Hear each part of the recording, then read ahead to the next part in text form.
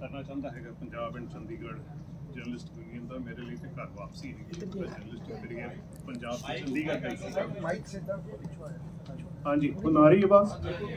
हाँ जी तो मैं जिस तरह जिक्र किया मैं गल फार्म लॉज या फार्म एजुटेशन बारे नहीं करनी है। कंबाइंड विजडम रमेशिंदर सिंह जी का दविंदर शर्मा जी का जोड़ा है उन्होंने काफ़ी तरीके के नाल सारे कुछ जोड़े मुद्दे है सामने रखते। मैं जी गल करना चाहता तो मैं कोशिश कराँगा कि थोड़ा लंच ज़्यादा डिले ना होए। मैं गल कर जी गल करना चाहता ये हैगी है कि ये सब जी लॉजिक तुसी सुनी हैगी इस लॉजिक के बावजूद भी दिल्ली ये गल क्यों नहीं सुनी जा रही तो मीडिया ये गल क्यों नहीं रिप्रजेंट हो रही। सीधी गल है चंडीगढ़ तो दिल्ली का फासला 5 घंटे का है। ਸਿੰਘੂ तो दिल्ली का फैसला है अद्धे घंटे का पौन घंटे पर फार्म एजुटेशन इत्थे जिंदा हैगी है। दिल्ली फार्म एजुटेशन एग्जिस्टिंग करती है मीडिया वो बारे कोई खबर नहीं आती। लोगों को हुण ये आइडिया भी नहीं रह गया है कि फार्म एजुटेशन चल रही हैगी है। ये सच्चाई हैगी है। बाकी कंट्री की मैं तो बॉम्बे चेन्नई की गल नहीं कर रहा मैं दिल्ली की गल कर रहा। ये सारा क्यों होया है ये मौजूदा पोलिटिकल हालात की है मीडिया के की हालात है कि इहो जे सिचुएशन पैदा हो सकती है। ये पहला एजिटेशन नहीं है। पहला तो मैं जो गल कर रहा पिछले 5-6 सालों भीमा कोरेगांव एक दलित कमेमोरेशन सीगी पेशवाई बामन डोमिनेशन के उत्ते ओनू मोड़ के अज एक माओवादी प्रोटेस्ट करार करके लोगों को जेल करता है। NRC CA सिटीजनशिप एक कॉन्स्टिट्यूशनल हक जोड़ा होंदा हैगा सिटीजनशिप का ओनू एक एंटी नैशनल मुस्लिम एक्सट्रीमिज्म का धाबा दे के ओनू भी बंद किया गया। फार्म न्यूज़ लैके कोशिश की गई है कि इनू खालिस्तानी या सिख एजुटेशन दिखा के ये उत्ते भी सप्रेशन की जाए पर ये जी पोर्ट्रेयल हैगी है ये सक्सीड क्यों करती है ये बारे कुछ क्यों नहीं होंदा हैगा।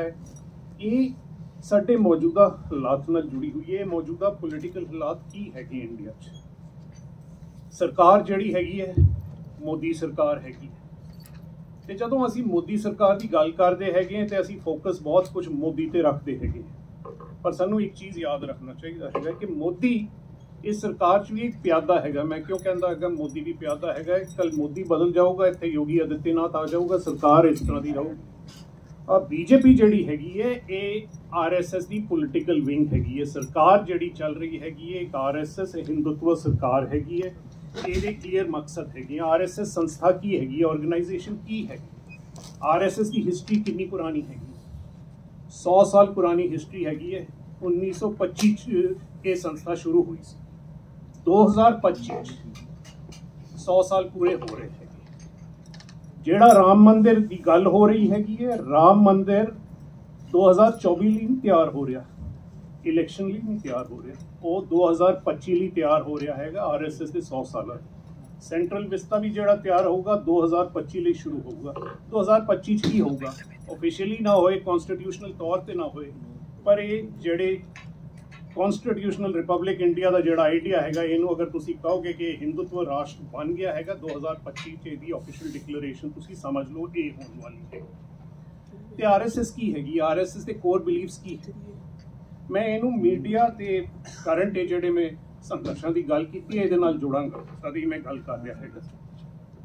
RSS संस्था शुरू किन्ना ने की महाराष्ट्र के कुछ लिमिटेड देशस्थ ते चितपावन ब्राह्मण ऑर्गेनाइजेशन इन्हां दी डोमिनेशन हुण तक कर रही है। अज भी वही लोगों की डोमिनेशन हैगी है। बाकी जिहड़े अपर कास्ट हिंदू रिप्रजेंटेशन हैगी है वो भी इन्हां दे अंडर आंदी हैगी है। कुछ गिने चिने महाराष्ट्र के वही ऑर्गेनाइजेशन अपने आप की हिस्ट्री पेशवा नाल जोड़ती हैगी है। तद ही भीमा कोरेगांव नूं लैके इन्ना स्ट्रोंग रिएक्शन होया सीगा कि पेशवाई रूल नूं कोई किस तरह क्रिटिसाइज कर सकता है। RSS की कोर बिलीव्स की है कि इंडिया दे मुसलमान तो ईसाई सैकेंड क्लास सिटीजनस है, बाहरों आए हुए है या बाहरों नहीं आए है, तो इन्हों अपने आप बाहरले धर्मां नाल जोड़ लिया गया। दूजी गल जिहड़ी हैगी है कि वर्ण व्यवस्था कायम रहनी चाहिए, कि जिहड़ी स्ट्रैटिफिकेशन सोसाइटी की हैगी है, बामन बनिया बाकी थल्ले, ये कायम रहनी चाहिए हैगी। ये इन्हां दे कोर पॉइंट्स हैगे। ये एक प्रॉब्लम नूं RSS आंदी हैगी है कि इन्हां दी जिहड़ी ऑर्गेनाइजेशन है, ये सिख हिंदू भी नहीं रहिंदे हैगे, ना ही वो इन्हां नूं सैकेंड क्लास सिटीजन मुस्लिम ते ईसाइयां नाल डिक्लेयर करना चाहुंदी हैगी है, ते उन्हां नूं इंक्लूड भी नहीं कर सकती RSS, इन्हां नूं कढ भी नहीं सकती है, तो सिखां नाल कोई खास प्रॉब्लम आ जाती हैगी आइडियोलॉजिकल जदों भी RSS अपने क्षेत्र ऑपरेट करती हैगी। ना मैं ये गल क्यों कर रहा है, क्योंकि हिंदुत्व जिहड़ी अज ऑफिशियल नैशनल आइडियोलॉजी जिहड़ी बनती जा रही है कि इहदी एक होर स्ट्रीम सी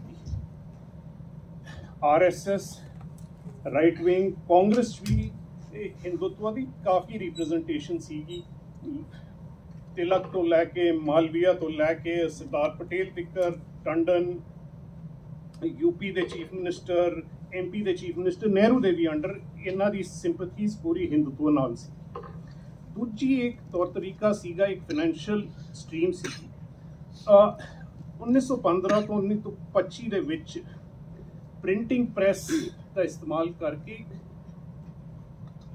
पूरा कॉम्पैक्ट हिंदुइज्म का एक तौर तरीका बनाने की जिहड़ी कोशिश की गई सी, उहदा एक मुख्य दायरा सीगा गोरखपुर की गीता प्रैस। एक बड़ी वधिया किताब हैगी है अक्षय मुकुल की, जिहदा नाम हैगा गीता प्रैस। वो पढ़न लायक हैगी है कि अज की जिहड़ी भगवत गीता की एक यूनीफॉर्म एडिशन हैगी है या रामायण की एडिशन हैगी है, इहदा प्रचार ते इहदा फैलना इस देश जिथे हर 10-15 किलोमीटर भाषा डायलैक्ट्स बदलते ने, कहानियां बदलदियां ने, एक यूनीफॉर्म दायरा जिहड़ा प्रोड्यूस किया गया है वो गोरखपुर के गीता प्रैस तो होया हैगा। मास जिहड़ी प्रोडक्शन हुई हैगी, इहदे फंडर सीगे मोस्टली कैलकटा च बैठे मारवाड़ी बैरन सीगे, बिजनेस बैरन। मारवाड़ी कास्ट हैगी राजस्थान तो माइग्रेट करके कैलकटा गई सीगी, कैलकटा राजधानी सीगी ब्रिटिश एम्पायर की इंडिया च, उत्थे इन्हां ने बिजनेस इस्टैबलिश कीते सीगे।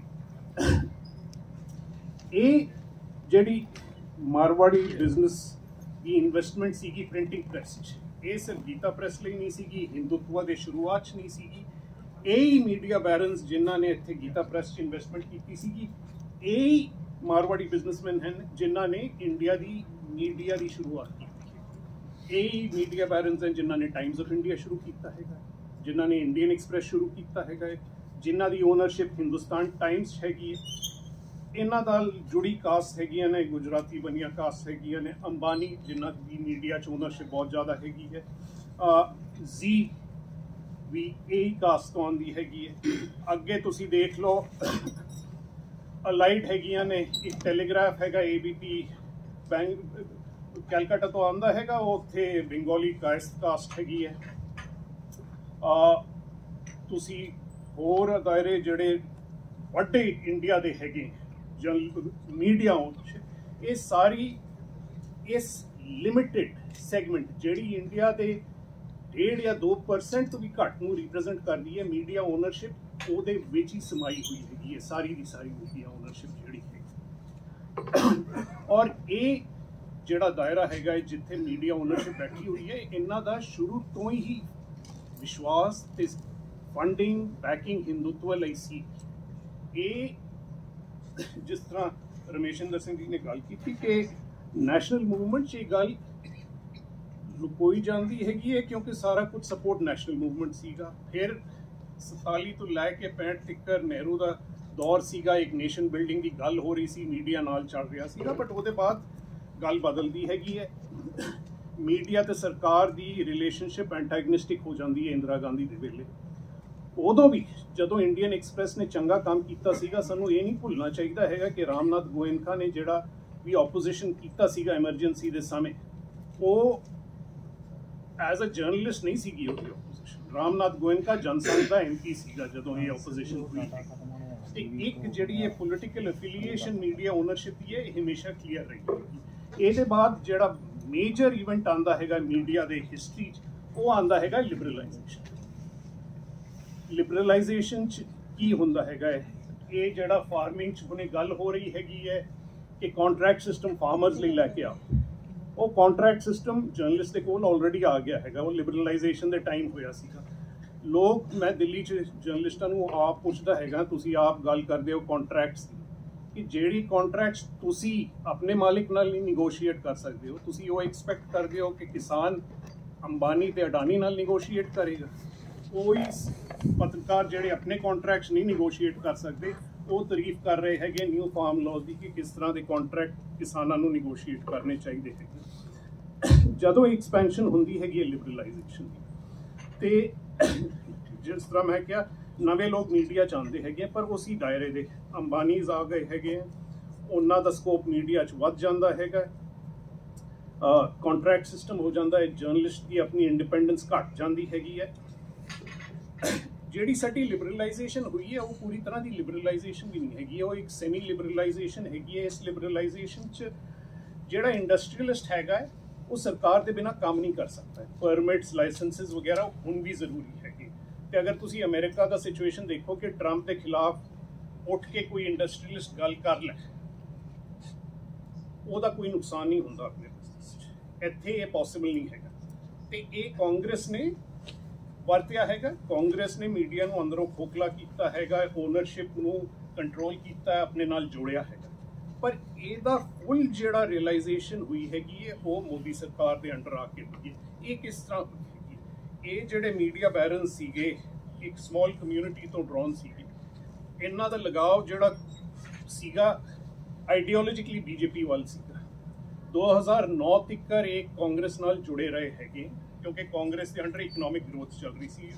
ਤੁਸੀਂ ਪੈਟਰਨ ਦੇ ਸਕਦੇ ਹੋ ਕਿ 9-10 ਦੇ ਬਾਅਦ ਇੱਕ ਇਕਨੋਮਿਕ ਜਦੋਂ ਡਾਊਨ ਟਰਨ ਆਉਂਦਾ ਹੈਗਾ, ਗਰੋਥ ਘਟਦੀ ਹੈਗੀ ਹੈ, ਤੇ ਇਹ ਪੂਰੀ ਕਲਾਸ ਐਨ ਮਾਸ ਸ਼ਿਫਟ ਕਰਦੀ ਹੈ ਬੀਜੇਪੀ ਵੱਲ।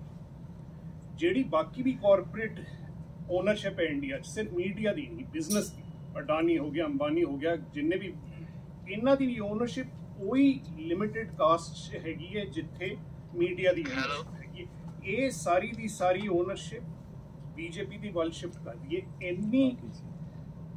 ਇਹਦਾ ਇੰਨਾ ਅਸਰ ਪੈਂਦਾ ਹੈ ਕਿ 2014 ਇਲੈਕਸ਼ਨ 'ਚ ਬੀਜੇਪੀ ਦੀ ਫੰਡਿੰਗ, ਇਲੈਕਸ਼ਨ ਫੰਡਿੰਗ ਕਾਂਗਰਸ ਤੋਂ ਜ਼ਿਆਦਾ ਸੀ। ਜਦ ਕਿ ਕਾਂਗਰਸ 10 ਸਾਲ ਪਾਰ ਸੀਗੀ, ਬੀਜੇਪੀ ਨੂੰ ਜ਼ਿਆਦਾ ਫੰਡਿੰਗ ਮਿਲੀ ਹੈਗੀ ਹੈ ਕਾਂਗਰਸ ਨੂੰ। ਇਹ ਫੰਡਿੰਗ ਗਈ ਹੈ ਇਸ਼ਤਿਹਾਰ ਲਈ, ਮੀਡੀਆ ਕੈਂਪੇਨ ਲਈ, ਕੈਂਪੇਨਿੰਗ ਲਈ।